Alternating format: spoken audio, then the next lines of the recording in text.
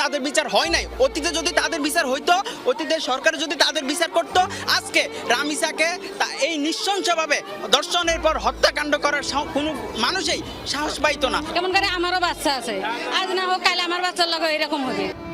আজ পুরো বাংলাদেশ কাঁদছে একটি শিশুর জন্য, নাম রামিসা। ফুলের মতো নিষ্পাপ একটি শিশু, তার চোখে ছিল স্বপ্ন, হাসিতে ছিল মায়া, কিন্তু নিষ্ঠুরতার কাছে হার মানল না তার ছোট্ট জীবন। প্রিয় দর্শক, আপনারা দেখছেন রামিসার বাবা মিডিয়ার সামনে দাঁড়িয়ে কি অসহায় কণ্ঠে কেঁদে কেঁদে বলেছিলেন, আমি বিচার চাই না, কারণ আপনাদের বিচার করার কোনো রেকর্ড নাই। আমি লিখিত দিতে পারি, আপনারা আমার মেয়ের কোনো বিচার করতে পারবেন না। একজন বাবার মুখে এমন কথা শুধু একটি কথা নয়, এটা পুরা সমাজের প্রতি এক গভীর হতাশা।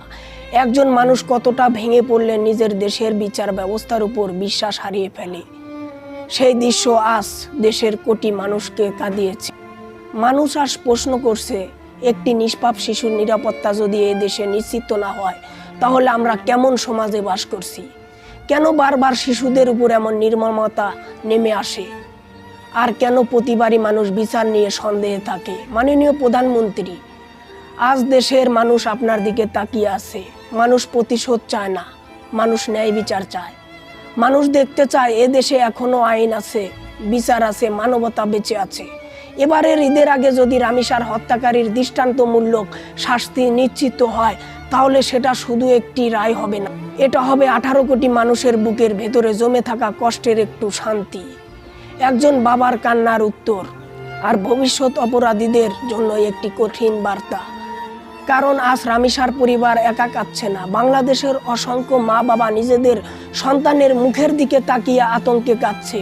প্রিয় দর্শক, একটি শিশুর জীবন কখনো ফিরিয়ে আনা সম্ভব নয়, কিন্তু সঠিক বিচার সমাজে বিশ্বাস ফিরিয়ে আনতে পারে, মানুষকে আশা দিতে পারে। অন্যায় করে কেউ পার পায় না।